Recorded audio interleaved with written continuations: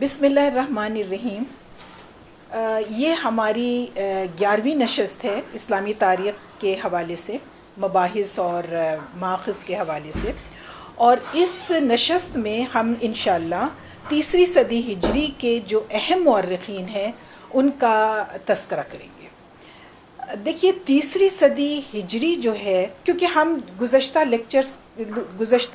نشستوں میں ہم مختلف اسلامی تاریخ کے حوالے سے مختلف رجحانات کا جائزہ لے چکے ہیں، احداث نگاری، فتوح نگاری، طبقات نگاری، اور اس طرح سے انساب نگاری، اس طرح سے ہم مختلف رجحانات کا مطالعہ کر چکے ہیں۔ اب ہم یہ دیکھ لیتے ہیں کہ اس صدی کے اندر کون کون سے ایسے بڑے مورخین تھے اسلامی تاریخ کے حوالے سے جن کو ہم ڈیولپمنٹ آف ہسٹوریوگرافی کے اندر نظر انداز نہیں کر سکتے۔ دیکھیے، تیسری صدی ہجری جو ہے وہ بڑی شاندار صدی ہے، اور ایسی صدی میرا نہیں خیال کہ اس کے بعد آئی ہوگی۔ تیسری صدی ہجری میں یعنی بغداد جو تھا وہ علوم اور فنون کا مرکز تھا، سیاسی استحکام تھا، بہت زیادہ عقلی اور ذہنی سرگرمیاں معتزلہ کی وجہ سے وہ بھی چل رہی تھیں، اور ہر علم کے لوگوں کا ایک طرح سے جھمگٹا لگا ہوا تھا بغداد کے اندر۔ ان میں اطباء ہیں، ان میں شعراء ہیں، ان میں ادبا ہیں، ان میں فقہا ہیں، اور معتزلہ اور یہ متکلمین ہیں، مفسرین ہیں، محدثین ہیں، اور مورخین بھی ہیں۔ تو یہ ایک ایسی شاندار صدی ہے۔ اچھا، اور پھر صرف یہی نہیں کہ بغداد میں ایسا ہو رہا ہے، بصرہ اس وقت لغوی اور نحوی سرگرمیوں کا مرکز تھا۔ شام میں تو خیر چلے، یہ جو بنو امیہ کا زوال ہوا اس کی وجہ سے حالات کچھ صحیح نہیں تھے، ورنہ اس سے پہلے شام میں بھی تھے۔ لیکن ایک نیا مرکز، دو نئے مراکز بھی سامنے آ گئے، ایک مصر اور دوسرا اسپین کے اندر قرطبہ، کیونکہ جب یہاں پر 132 ہجری میں بنو امیہ کو زوال ہوا تو یہاں سے ان میں عبد الرحمن جو تھا، وہ ہشام کا جو پوتا تھا، اس نے جا کر کے اسپین میں اپنی حکومت قائم کر لی تھی، اور ان کی حکومت بہت زیادہ ترقی کرتے ہوئے علوم و فنون کی بڑے قافلے وہاں پر بھی رواں دواں تھے۔ تو صرف بغداد مرکز نہیں تھا، یہ سارے مراکز بھی تھے ہمارے پاس۔ قرطبہ آ جاتا ہے، مصر آ جاتا ہے، اور بصرہ۔ تیسری صدی ہجری کے اندر آپ دیکھیے، صرف دینی علوم ہی پر کام نہیں ہو رہا تھا۔ ایسا نہیں تھا کہ صرف تفسیر کے اوپر کام ہو رہا ہے یا حدیث پہ کام ہو رہا ہے، بلکہ فلسفہ، طب، بصریات جس کو ہم فزکس کہتے ہیں، اور یہ سائنس کے دیگر علوم کے اوپر بھی اتنی ہی شد و مت کے ساتھ کام ہو رہا تھا۔ لیبارٹریز بن رہی تھیں، رصد گاہیں قائم ہو رہی تھیں، اور ہر طرح کی علمی سرگرمی جو تھی وہ ریاست کے طول و عرض میں جاری تھی۔ اب ہم ان مورخین کا تذکرہ کر دیتے ہیں جن کے بغیر، جو تیسری صدی ہجری میں تھے، اور ان کے تذکرے کے بغیر ڈیولپمنٹ آف مسلم ہسٹوریوگرافی کا چیپٹر آپ مکمل نہیں کر سکتے۔ اب اس میں کئی نام ہیں، اور ان ناموں کو میں اسکرین پر آپ کو شیئر کر دیتی ہوں، اور میں پڑھ دیتی ہوں کہ تیسری صدی ہجری کے جو بہت زیادہ ایمیننٹ ہسٹورینز تھے۔ دیکھیے، ان میں ہیں ہشام بن محمد بن صائب کلبی، متوفہ 204 ہجری، واقدی متوفہ 207 ہجری، ہیجم بن عدی متوفہ 207 ہجری، نصر بن مزاحم 212، ابن ہشام 218، علی بن محمد المدائنی 225، محمد ابن سعد 230 ہجری، مصعب بن عبداللہ بن مصعب بن زبیر 244 ہجری متوفہ، خلیفہ بن قیاد متوفہ 240 ہجری، زبیر بن بکار متوفہ 256 ہجری، ابن عبد الحکم 257 ہجری، عمر بن شبت البصری 262 ہجری احمد بن یحییٰ بلازری 279 ہجری، اور اسی سال محمد بن عیسیٰ ترمذی کا بھی انتقال ہوتا ہے۔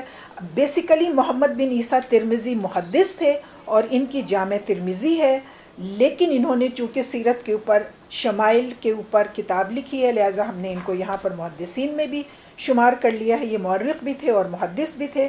ابن خردازبہ 280 ہجری، ابن قتیبہ الدینوری 282 ہجری، یعقوبی 284 ہجری، ابراہیم بن اسحاق بن ابراہیم 285 ہجری، ابو بکر احمد بن خیثمہ البغدادی 299 ہجری۔ یہ وہ مورخین ہیں جو تیسری صدی ہجری میں ہمیں نظر آتے ہیں، اور اتنے شاندار مورخ ہیں۔ یہ 19 اور 20 نام جتنے میں نے آپ کے سامنے لیے ہیں، 18-19 نام، کہ ان میں سے ہم کسی کو نظر انداز نہیں کر سکتے۔ گزشتہ جو 10 لیکچر ہوئے ہیں ان کے اندر ان میں سے بہتوں کا تذکرہ آ چکا ہے، لہٰذا ان کو تو ہم نظر انداز کر دیں گے جن کا تذکرہ پہلے آ چکا ہے اور جن کے بارے میں ہم یہ اصول وضع کر چکے ہیں کہ ان کی تاریخی روایات ہم لیں گے یا نہیں لیں گے تو کن معاملات میں لیں گے اور کن معاملات میں نہیں لیں گے۔ جن کے بارے میں ہم یہ سب کچھ طے کر چکے ہیں ان کے بارے میں تو ہم آج گفتگو میں، مطلب تیسری صدی ہجری کے ایمیننٹ ہسٹورینز کی گفتگو میں ان کو تو ہم شامل نہیں کریں گے، یا یہ صرف ایک یا دو جملوں میں ہم ان کو شامل کر لیں گے۔ ان مورخین کی طرف ہماری توجہ زیادہ ہوگی جو متنازع ہیں، کسی بھی وجہ سے جو متنازع ہیں، بعض کے نزدیک ایکسیپٹیبل ہے اور بعض ان کو ریجیکٹ کرتے ہیں۔ ان میں پہلا نام ہے واقدی، ابو عبداللہ محمد بن عمر الواقدی۔ یہ پیدا ہوئے ہیں مدینہ منورہ میں 130 ہجری میں۔ یہ زمانہ بڑا ہی کروشل تھا، 130 ہجری کا زمانہ۔ دیکھیے بنو امیہ کا زوال بالکل آخری دموں پر تھا۔ آخری مروانی خلیفہ مروان ثانی کا یہ دور چل رہا تھا، اور پورے ریاست کے اندر ایک طرح کی بد نظمی اور خانہ جنگی اور طوائف الملوکی جو تھی وہ پھیلی ہوئی تھی۔ یہ پیدا ہوتے ہیں 130 ہجری میں مدینہ منورہ میں۔ ان کا انتقال ہوتا ہے 207 ہجری میں بغداد میں، اور وہیں کا جو بہت مشہور قبرستان ہے خیزران کا قبرستان، وہاں پر یہ دفن ہوتے ہیں۔ خاندانی پیشہ ان کا جو ہے وہ گندم فروشی تھا، اور ان کے آباء و اجداد کا بھی یہی ان کا تجارت تھی گندم کی، اور ان کی بھی انہوں نے بھی اسی سے اپنی پریکٹیکل لائف اسٹارٹ کی تھی، لیکن اتنے سخی تھے کہ ہر وقت مقروض رہتے تھے۔ اور خطیب بغدادی جو ہیں انہوں نے تاریخ بغداد کے اندر ان کو لکھا ہے کہ وَكَانَ جَوَّادًا كَرِيمًا مَشْهُورًا بِالسَّخَاءِ، اور زندگی کے انہوں نے ابتدائی 50 سال جو ہیں وہ مدینے میں گزارے، باقی 26-27 سال یہ بغداد میں آ گئے۔ جس زمانے میں یہ مدینے میں تھے تو یہ مسجد نبوی میں مغازی کا درس دیا کرتے تھے۔ مغازی نگاری میں، یعنی مغازی کے واقعات لکھنے میں، سیرت کے واقعات لکھنے میں انہوں نے بڑی جوخم کی تھی، اور یہ جس علاقے کے بارے میں سنتے تھے کہ وہاں یہ وقوع پذیر ہوا ہے، اس کا وہ معائنہ کرنے کے لیے جایا کرتے تھے۔ ایک واقعہ لکھا ہے خطیب بغدادی نے تاریخ بغداد کے اندر کہ ہارون قروی تھے، انہوں نے ایک دفعہ دیکھا کہ واقدی جو ہیں وہ مکے سے کہیں سفر کے ارادے پر جا رہے ہیں، پانی وانی ان کے ساتھ ہے اور اسباب سفر ان کے ساتھ ہیں۔ تو انہوں نے پوچھا کہ کہاں کا آپ کا ارادہ ہے؟ تو انہوں نے کہا میں حنین جا رہا ہوں، تاکہ وہ جو جنگ حنین ہوئی تھی اس کے جائے وقوع کو دیکھ سکوں اور اندازہ لگا سکوں، اس کے حوالے سے کچھ تاریخی روایات کی درستگی کا اندازہ لگا سکوں۔ یہ ان کی ایک ایسی خوبی تھی جائے وقوع کا خود معائنہ کرنا، جس کا تقریباً ہر مورخ نے تذکرہ کیا ہے، ہر تذکرہ نگار نے تذکرہ کیا ہے۔ 40 سال کی عمر تک آتے آتے ہم دیکھتے ہیں کہ واقدی تاریخ اسلام کے حوالے سے رجال، طبقات، سیر و مغازی کے ایک مستند عالم کے طور پر سامنے آ چکے تھے۔ 170 ہجری میں جب ہارون الرشید حج کرنے کے لیے آیا تھا تو ہم بھی کرتے ہیں اور سب کرتے تھے ہمیشہ سے کہ حج کرتے ہیں اور حج کرنے کے بعد زیارتیں ہوتی ہیں. تو جب زیارتوں کا وقت آیا تو ہارون الرشید نے کہا کہ کوئی ایسا عالم تلاش کرو جس کو ان تمام مقامات کا بہت اچھا علم ہو اور جو ہمیں زیارتیں کرا دے. تو یحییٰ برمکی نے جب معلوم کیا تو ہر ایک نے اشارہ کیا واقدی کی طرف. لہٰذا یحییٰ برمکی نے واقدی کو لیا اور اس کے بعد واقدی کے ساتھ ہارون الرشید نے مکے کی زیارتیں اور مدینے کی زیارتیں، خاص طور سے مدینے کی زیارتیں، ہر علاقے کا، ہر تاریخی واقعے کا جہاں سے تعلق تھا یا سیرت کا جو چیپٹر جہاں لکھا گیا تھا، ہر جگہ واقدی ہارون الرشید اور یحییٰ برمکی کو اور ان کے وفد کو لے کر کے گیا. اس پر ہارون بہت خوش ہوا. یحییٰ برمکی نے ان کو 10,000 دینار کا انعام دیا یا تحفہ دیا اور یہ بھی کہا کہ آپ کو جب بھی ہماری ضرورت ہو تو ہمارے پاس آئیے گا. اچھا، انہیں واقدی بہت زیادہ مصروف رہتے تھے، انہیں ضرورت نہیں پڑی ہوگی، لیکن چونکہ سخی بہت تھے، جتنے پیسے ان کے پاس آتے تھے سارے کے سارے یہ تقسیم کر دیتے تھے، لوگوں میں بانٹ دیتے تھے اور یہ پھر مقروض ہو جاتے تھے. 180 ہجری میں یہ اسی طریقے سے مالی مشکلات کا شکار ہو گئے اور بہت زیادہ پریشان ہو گئے. تو ان کی بیوی نے ان کو مشورہ دیا کہ یحییٰ برمکی نے آپ کو کہا تھا کہ آپ کو کسی چیز کی ضرورت ہو تو ہمارے پاس آئیے گا، تو آپ جائیں خلیفہ سے ملاقات کریں. یہ چلے اور بغداد پہنچے خلیفہ سے ملاقات کرنے کے لیے. معلوم یہ ہوا کہ جو ہارون رشید ہے اور ان کا پوری لشکر اور ان کے سارے لوگ اور وزیر یا یہ سب لوگ رقہ گئے میں، کوئی فوجی مہم جو تھی وہ درپیش تھی. تو انہوں نے سوچا کہ میں رقہ چلا جاتا ہوں اور رقہ جا کر کے خلیفہ سے ملاقات کر لیتا ہوں.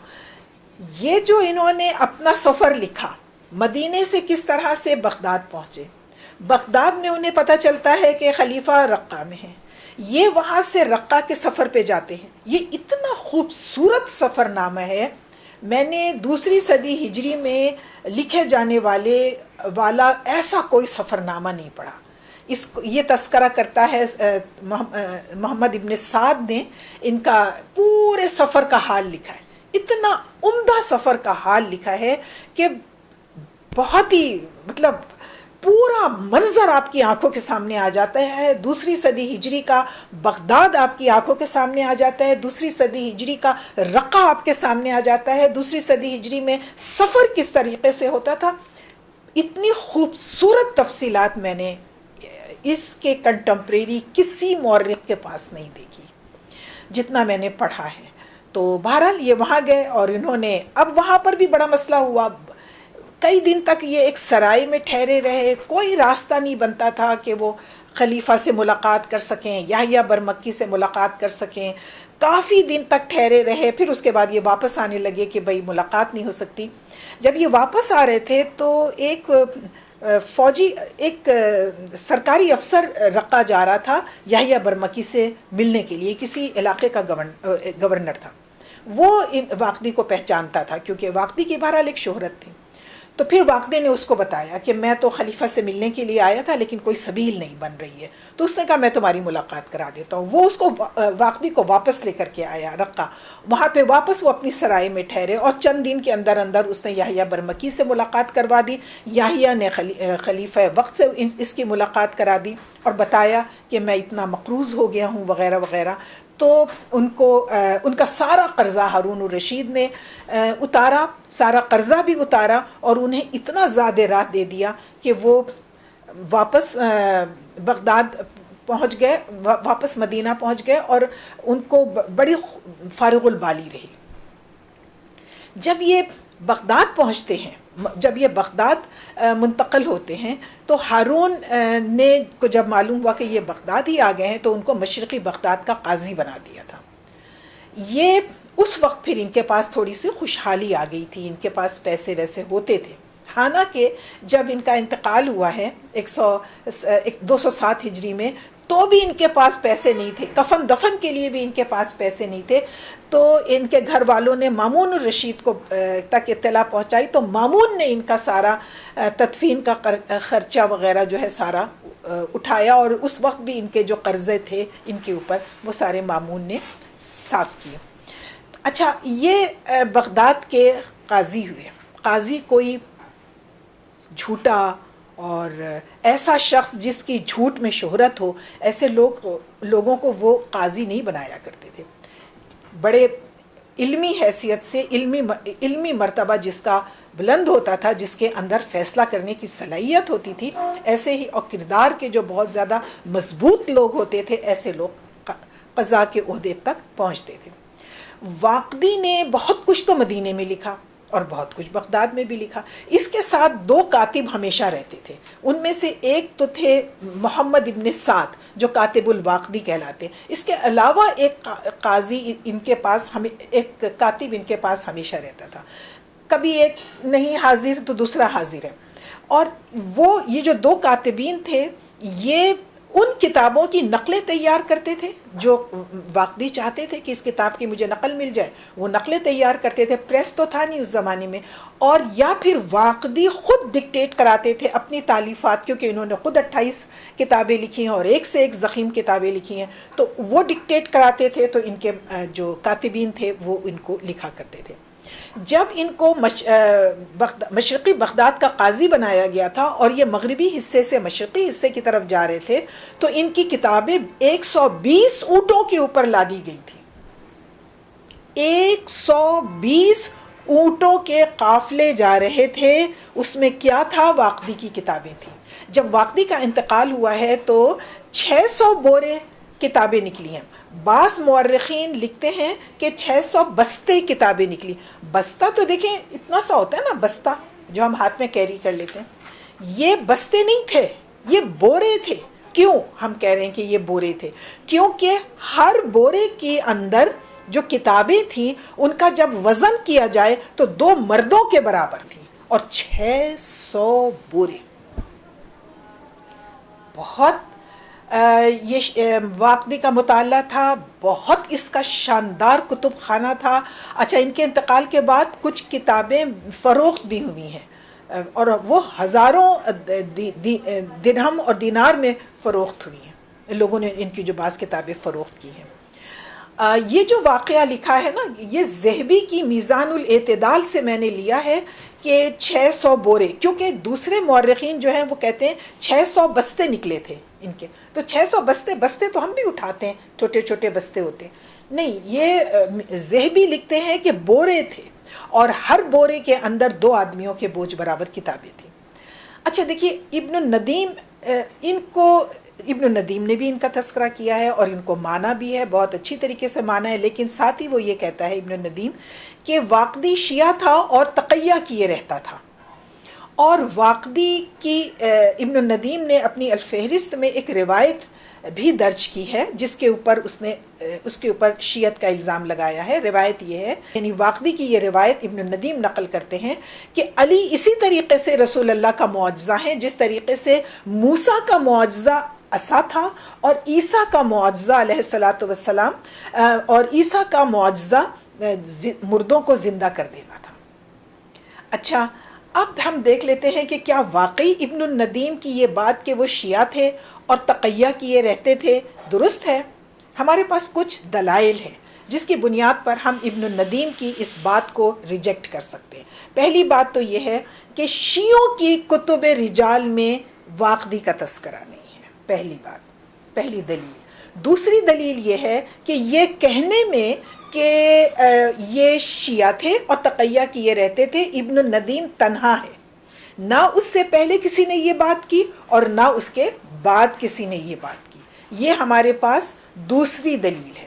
تیسری دلیل یہ ہے کہ واقدی کی تحریروں میں ہمیں کہیں پر بھی علی سے غیر معمولی طرفداری کا اندازہ نہیں ہوتا. مثال کے طور پر بلکہ ابن اسحاق کرتا ہے. ابن اسحاق حضرت علی کی ہمیں غیر معمولی طرفداری کرتا ہوا نظر آتا ہے، لیکن یہ طرفداری واقدی نہیں کر رہا ہے. اس کی بھی میں آپ کو 2-3 مثالیں دے دیتی ہوں. مثال کے طور پر ابن اسحاق یہ روایت نقل کرتا ہے کہ رسول اکرم صلی اللہ علیہ وآلہ وسلم نے علی سے جب ان کو مدینے کا وہ نگران بنا کر جنگ کے اوپر روانہ ہو رہے تھے اور حضرت علی نے کچھ دکھ کا اظہار کیا تھا کہ مطلب میں بھی آپ کے ساتھ جنگ پہ جانا چاہتا ہوں، تو حضرت رسول اللہ نے کہا تھا علی کیا تم اس بات پہ خوش نہیں ہو کہ میرا تمہارے ساتھ وہی درجہ ہو جو موسیٰ کا ہارون کے ساتھ تھا؟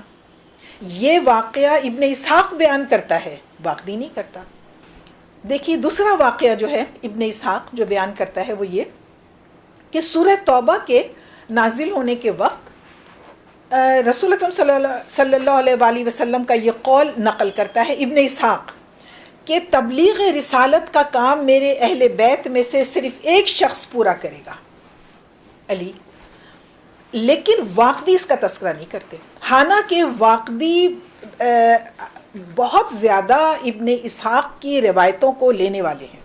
اسی طریقے سے دیکھیے ابن اسحاق جب یوم بدر کا تذکرہ کرتا ہے تو وہ ابن اسحاق کہتا ہے کہ طعیمہ بن عدی کو علی نے قتل کیا تھا، حضرت علی کرم اللہ وجہہ نے قتل کیا تھا طعیمہ بن عدی کو۔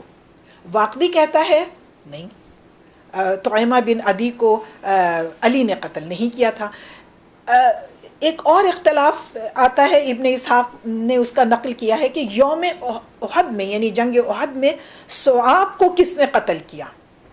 تین نام لیے جاتے ہیں، مورخین تین نام لیتے ہیں۔ کچھ کہتے ہیں کہ سعد بن ابی وقاص نے قتل کیا صعاب کو، کچھ کہتے ہیں کہ حضرت علی نے قتل کیا، کچھ کہتے ہیں کہ قزمان نے قتل کیا۔ واقعی گویا کہ فیصلہ کر دیتا ہے کہ صعاب کو قزمان نے قتل کیا ہے۔ اچھا، یہ ہمارے پاس دلیل ہے جس کی بنیاد پر ہم یہ نہیں مانتے کہ واقعی شیعہ تھا۔ دوسری بات یہ کہ ابن ندیم کہتا ہے کہ وہ تقیہ کیے رہتا تھا۔ کس بات کا تقیہ؟ تقیہ تو اس وقت کیا جاتا ہے جب جان کا خوف ہو، کہ بھئی آپ ماحول ایسا ہے کہ آپ کو جان کے لالے پڑے ہوئے ہیں، لہٰذا آپ اپنی شیعت کو چھپا لیتے ہیں۔ تو اگر وہ شیعہ تھا واقعی تو پھر اسے اپنی شیعت کو چھپانے کی کیا ضرورت تھی؟ وہ تو ہارون اور مامون کے زمانے میں تھا، مامون کا تو خود رجحان شیعت کی طرف تھا۔ تو یہ ہماری وہ دلیلیں ہیں جن کی بنیاد پر ہم نہیں مانتے کہ واقعی شیعہ تھا۔ ہاں، البتہ ایک بات جو اس کی مورخانہ حیثیت کے اوپر تھوڑی سی چوٹ لگاتی ہے، وہ یہ کہ اس کا جھکاؤ عباسی خلفاء کی طرف بہرحال تھا۔ ہم نے دیکھ لیا کہ کس طریقے سے ہارون کا منظور نظر تھا، کس طریقے سے مامون کا منظور نظر تھا، کس طریقے سے آل برامکا کا منظور نظر تھا، اور کس طریقے سے وہ لوگ اس کی آن اینڈ آف مدد کرتے رہتے تھے اور اس کی حیثیت کو مانتے تھے۔ ان ساری باتوں کی وجہ سے وہ بھی تھوڑی سی پریولیج دیتا تھا عباسی خلفاء کو۔ عباسی خلفاء کے بیان میں یا ان کے تذکرے میں جوزف ہورووٹس نے بڑا زبردست کام کیا ہے ہماری ارلی اسلامک ہسٹری کے اوپر۔ وہ کہتا ہے، وہ ایک دو واقعات بیان کرتا ہے جس سے وہ یہ ثابت کرتا ہے کہ اس کا انکلائنیشن عباسی خلفاء کی طرف تھا۔ جوزف ہورووٹس کہتا ہے کہ بدر کے جو گرفتار شدگان تھے ان کا تذکرہ جو ہماری اسٹیبلشڈ ہسٹری میں آتا ہے اس میں عباس بھی تھے، حضرت عباس گرفتار ہوئے تھے، اور لیکن جنگ بدر کے گرفتار شدگان میں واقعی ابن عباس کو نہیں شامل کرتا۔ اسی طریقے سے جب اہل مکہ کا، قریش کا، جب جنگ کے لیے جب لشکر نکلنے لگا تھا تو حضرت عباس نے ان کی مدد کی تھی، حضرت عباس نے ان کی مالی مدد فراہم کی تھی۔ یہ بات بھی، یہ تذکرہ یعنی اسٹیبلش ہو چکا ہے ہسٹری کے اندر، لیکن اس واقعے کو بھی اب یہ جو ہے ہمارا واقعی گول کر جاتا ہے، اس کا تذکرہ بھی وہ نہیں کرتا۔ پھر دیکھیے وہ یہ کہتا ہے کہ جو حضرت عمر کے زمانے میں وظائف دینے کا جو دیوان بنا تھا اس کے اندر جو سب سے اونچا درجہ تھا، اسٹیبلشڈ ہسٹری کیا کہتی ہے کہ سب سے اونچا درجہ تھا اصحاب بدر اور ازواج مطہرات کا۔ سب نے یہی لکھا ہے، رسول اکرم صلی اللہ علیہ وسلم سے تعلق کی بنیاد پر ازواج مطہرات اور سروسز کے اعتبار سے اصحاب بدر۔ واقعی عباس کو یہاں شامل کر دیتا ہے۔ واقعی کہتا ہے کہ عباس چونکہ رسول اکرم صلی اللہ علیہ وسلم کے چچا تھے، لہٰذا ان کو بھی رسول اکرم صلی اللہ علیہ وسلم سے جو نسبی رشتہ تھا اس کی وجہ سے حضرت عمر نے ان کو بھی وہی وظیفہ مقرر کیا جو اصحاب بدر کا تھا یا جو امہات المومنین کا تھا، جبکہ اسٹیبلشڈ ہسٹری ہمیں کچھ اور بتاتی ہے۔ تو یہ تو اس کی تاریخ نگاری کا ایک سقم ہے، ہمیں معلوم ہے، لہٰذا ہم یہ باتیں اس سے نہیں لیتے۔ یعنی دیکھیے، ایک شخص جب بہت زیادہ تاریخ پڑھ لیتا ہے، یا ایک محدث جب زندگی گزار دیتا ہے 20 سال 30 سال حدیث کے اندر کام کرتا رہتا ہے، مختلف طریقے سے حدیث کی چھان پھٹک کرتا رہتا ہے، تو اس کے اندر ایک ملکہ پیدا ہو جاتا ہے، اور اس کے سامنے کوئی حدیث بیان کی جائے تو وہ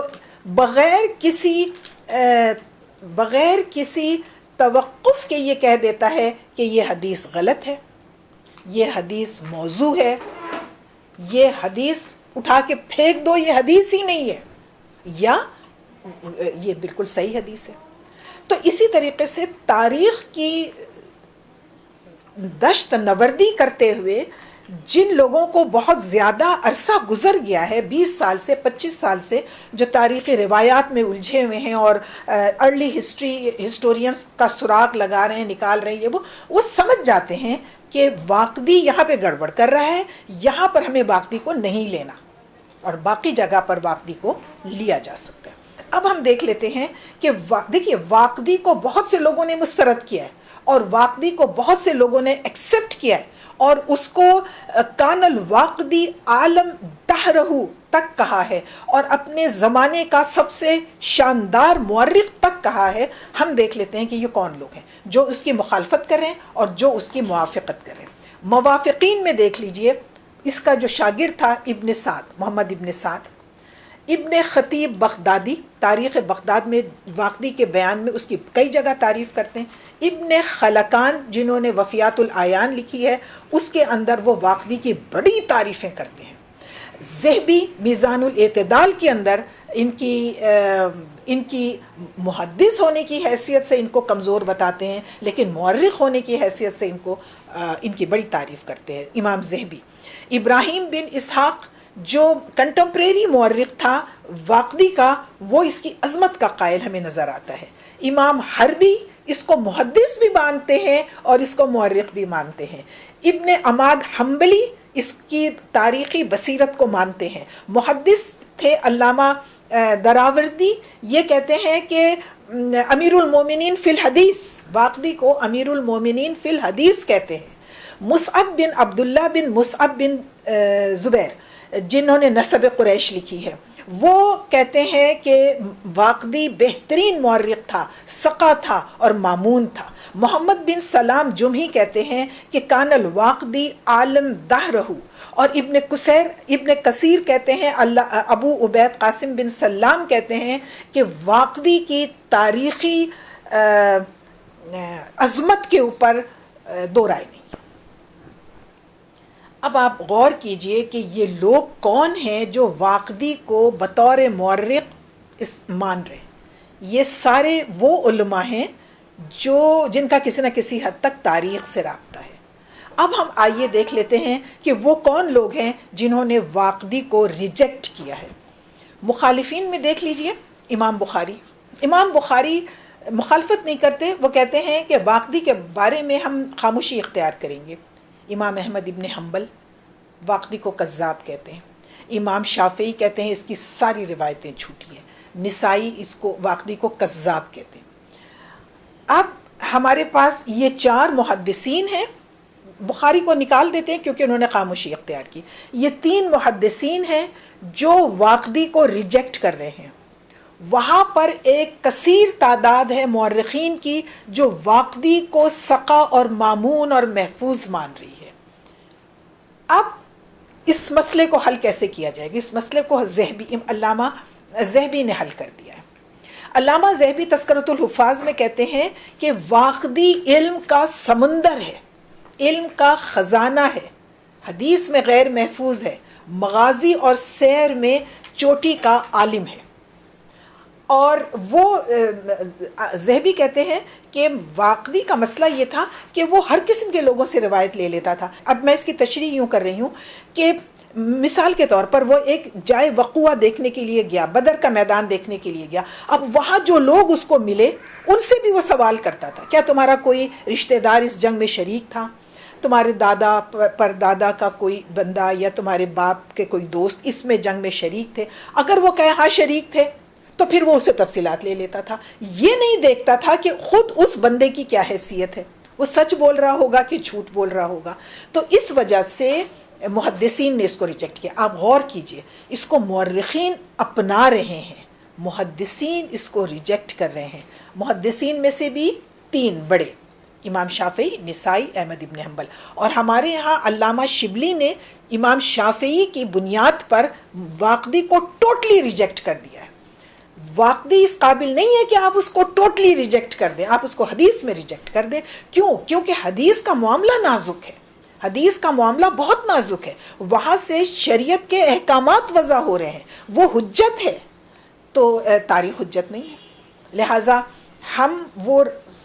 ہم یہ سمجھتے ہیں کہ تذکرۃ الحفاظ میں علامہ ذہبی نے جو راستہ دکھایا ہے اسی کو ہم نے اختیار کیا ہے, اور وہ راستہ یہ ہے کہ واقدی علم کا سمندر تھے, علم کا خزانہ تھے, حدیث میں غیر محفوظ تھے, لیکن سیر و مغازی کے اندر چوٹی کے عالم تھے.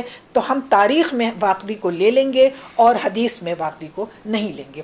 ابن الندیم بھی اس حوالے سے کہتے ہیں کہ ہمارے یہ جو 3 صدی ہجری تک کا جو زمانہ ہے, اس میں ابن الندیم کہتے ہیں کہ تاریخ کے حوالے سے 3 بڑے نام ہیں اور ان کی فیلڈ آف اسپیشلائزیشن بھی ہے. مثال کے طور پر ابو مخنف عراق کے معاملات میں اتھارٹی ہیں. ابو مخنف حانکی شیعہ ہیں لیکن عراق کے معاملات میں وہ اتھارٹی مانے جاتے ہیں. آپ عراق کی تاریخ لکھ نہیں سکتے جب تک کہ ابن مخنف کو اختیار نہ کریں. مدائنی یعنی یہ ابن ندیم کہہ رہے ہیں کہ مدائنی خراسان, ہند اور فارس کی تاریخ کے اوپر اتھارٹی ہیں. واقدی حجاز کی تاریخ اور سیرت کے اوپر اتھارٹی ہیں, اور شام کے واقعات پر ان تینوں کی نظر ہے. یہ میں کسی پچھلے گفتگو میں بھی اس کو اب ہم فائنل اپنی اس کے کامنٹ کی طرف چلے جاتے ہیں. فائنل کامنٹ یہ ہے کہ حدیث میں واقدی کو ہم ضعیف مانتے ہیں, نہ لیا جائے, حدیث ان سے نہ لی جائے. تاریخ میں ہم ان کو مستند مانتے ہیں. مستشرقین ان کو ان کے سائنٹیفک اسٹائل کی وجہ سے سر آنکھوں پر بٹھاتے ہیں. اس کا جو انداز تھا, واقدی کا جو انداز تھا تاریخ نگاری کا, انتہائی سائنٹیفک تھا, محدثانہ نہیں تھا. دیکھیے محدثانہ ہی طریقہ اس وقت تک غالب تھا. فلاں نے فلاں سے سنا, فلاں نے فلاں سے سنا کہ انہوں نے فلاں سے کہا اور انہوں نے یہ کہا کہ, اور پھر وہ نص بیان کر دیتے تھے, متن ٹیکسٹ بیان کر دیتے تھے. واقدی کا یہ طریقہ ہی نہیں تھا. واقدی یہ کرتا تھا کہ کوئی واقعہ اس نے بیان کرنا ہوا تو سب سے پہلے وہ یہ لکھتا تھا کہ میں نے اس واقعے کو فلاں فلاں فلاں فلاں فلاں فلاں اور فلاں سے سنا. ٹھیک ہے, ان سارے راویوں کے نام اوپر وہ دے دیتا تھا کہ مجھ سے میں نے ان لوگوں سے یہ معلومات حاصل کی ہیں. اس کے بعد طور پر فرض کریے جنگ بنو مستلق ہے. اب اس کا ذکر وہ کرتے ہوئے کہے گا کہ یہ جو لشکر ہے, جو مسلمانوں کا لشکر جو ہے, کس تاریخ کو روانہ ہوا مدینے سے, کس تاریخ کو مدینے واپس آیا, اس لشکر میں کتنے لوگ شامل تھے, سپہ سالار لشکر کون تھا, اور قائم مقام مدینے کا کون تھا. یہ ساری سیلینٹ فیچر بتانے کے بعد پھر وہ اس کا جو اس نے ان راویوں سے معلومات حاصل کی ہوئی ہوتی تھیں اس کو ایک بیانیے کی شکل دیتا تھا اور اس کو بیان کر دیتا تھا. تو یہ نہیں پتہ چلتا تھا کہ یہ جملہ کس نے کہا اور یہ جملہ کس نے کہا. اوپر راویوں کے 10 راویوں کے نام لکھے ہوئے ہیں لیکن یہ نہیں پتا کہ ان 10 راویوں میں سے یہ جملہ جو کہا ہے یہ کس نے کہا ہے. لہٰذا محدثین نے اس کو ریجیکٹ کر دیا.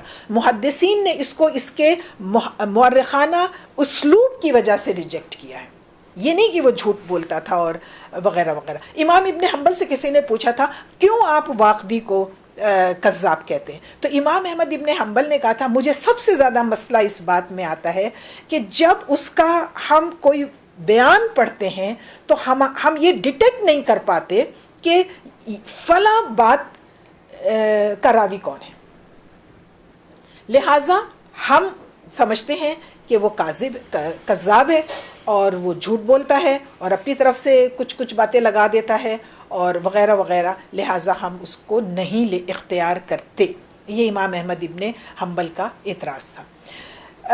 واقدی کا اسلوب یہ تھا کہ اس سے پہلے دیکھیے لوگ اشعار بہت نقل کرتے تھے، تبری نے بہت کیے ہیں، بیکار میں خامخواہ میں اشعار اشعار اشعار، اسی طرح سے ابن اسحاق نے بہت اشعار، بے تکے اشعار، جو جس کا کوئی تعلق بن رہا ہے یا نہیں بن رہا ہے، اشعار اشعار۔ ابن ہشام نے کافی اشعار کٹ کر دیے تھے۔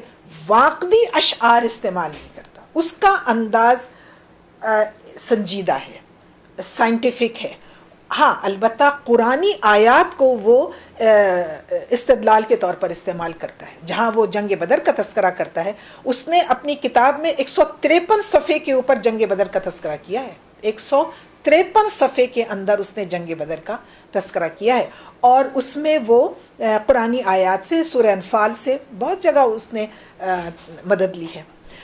تنقیدی بصیرت کا جواب نہیں، جیسی تنقیدی بصیرت ابن خلدون کے پاس تھی ویسی تنقیدی بصیرت واقدی کے پاس بھی تھی، اور واقدی نے بڑی ہماری بد نصیبی ہے کہ واقدی کی کتابیں ہم تک نہیں پہنچ سکی،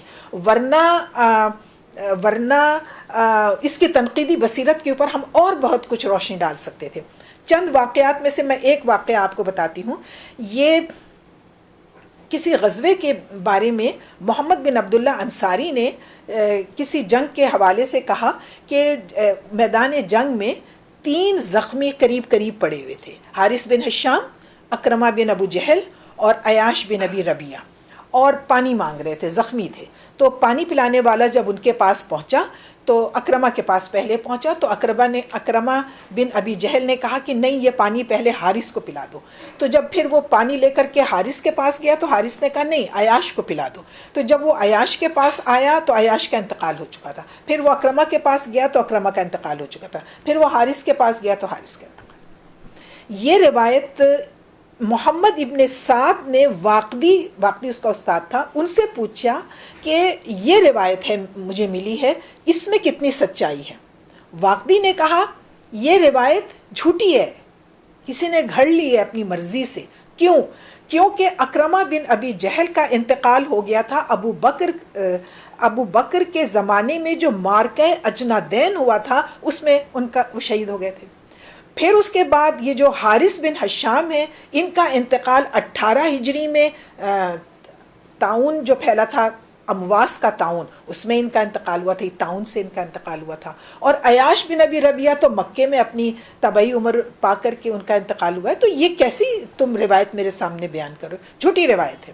اس طرح کی بہت سی روایات جس میں واقدی کی شاندار تنقیدی بصیرت جھلکتی نظر آتی ہے، ہمیں واقدی کو ماننے پر مجبور کر دیتی ہے۔ واقدی کی جو علمی تراث جو ہمیں ملا ہے، اچھا واقدی کی ایک بات کا تذکرہ میں بھول گئی، انٹرنیشنل لا کے اوپر سب سے پہلے واقدی نے بات کی ہے۔ یہ چیز واقدی کی اولیات میں شامل ہونی چاہیے۔ یہ دیکھیے فقہا کی فیلڈ تھی، لیکن واقدی اپنی کتاب المغازی کے اندر بڑی تفصیل کے ساتھ لکھتا ہے کہ رسول اکرم صلی اللہ علیہ وسلم کے زمانے میں انٹرنیشنل لا کیا تھا، رسول اکرم صلی اللہ علیہ وسلم نے کن قبیلوں سے کن بنیادوں پر ایگریمنٹس کیے تھے، ثالثی اور تحکیم وغیرہ کا ثالثی کا کام کس طریقے سے کیا جاتا تھا مختلف قبیلوں کے درمیان، رسول اکرم صلی اللہ علیہ وسلم نے جو عسکری شعبہ قائم کیا تھا وہ کس طریقے سے کام کرتا تھا، یہ ساری چیزیں علم السیر سے یعنی انٹرنیشنل لا سے ڈیل کرتی ہیں، اور یہ چیزیں ہمیں واقدی کے ہاں ملتی ہیں۔ اور دلچسپ بات یہ ہے کہ امام شافعی جن کی بنیاد پر شبلی واقدی کو ریجیکٹ کرتے ہیں، امام شافعی نے اپنی کتاب الام کے اندر واقدی کے حوالے سے انٹرنیشنل لا کی یہ ساری روایات لے لی ہیں۔ امام شافعی کی کتاب الام جو ہے وہ فقہ شافعی کی بنیاد سمجھی جاتی ہے. یہ 8 جلدوں میں ہے. اس کی غالباً چوتھی جلد میں کتاب الواقدی کر کے واقدی کی ان تمام روایتوں کو لیا گیا ہے جو انٹرنیشنل لاء کو ڈیل کرتی ہیں.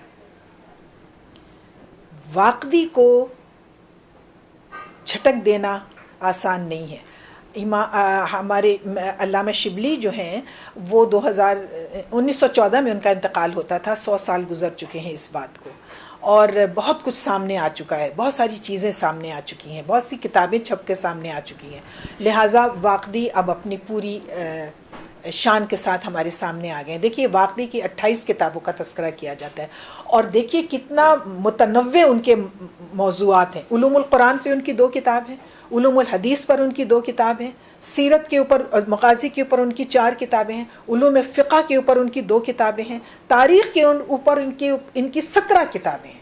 لہٰذا یہ سب سے بڑے تاریخ کے اوپر انہوں نے سب سے زیادہ زور دیا. اخلاقیات پر بھی ان کی ایک کتاب ملتی ہے. ان کی جو کتاب سیر اور مغازی ہے, سیرت اور مغازی کی ہے, اس کو وان کریمر نے, جس کو فون کریمر بھی آپ کہہ سکتے ہیں, وان کریمر نے اس کا ایک نسخہ جو تھا, مخطوطہ جو تھا, وہ دمشق سے حاصل کیا تھا اور ایڈٹ کر کے 1856 میں اس کو کلکتہ سے غالباً شائع کیا تھا. جے ویل ہاؤزن نے اس کا جرمنی میں ترجمہ کر دیا.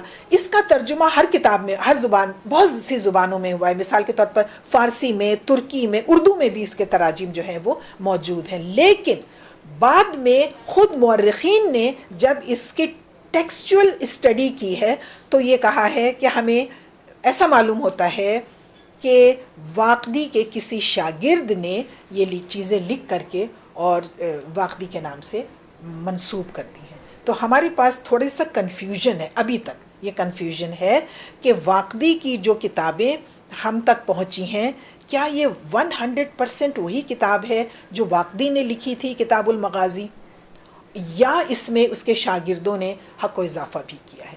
یہ ایک مسئلہ واقدی کے حوالے سے آتا ہے. ہم واقدی کی ٹیکسچول اسٹڈی جب کرتے ہیں تو یہ ہمیں پریشانی ہوتی ہے. یہ واقدی کے اوپر تذکرہ بہت طویل ہو گیا. ہم اگلی نشستوں میں کوشش کریں گے کہ 3 اور 4 مورخین کے اوپر اپنی گفتگو ایک نشست میں کر لیں تاکہ اس کو ہم سمیٹ سکیں. بہت بہت شکریہ.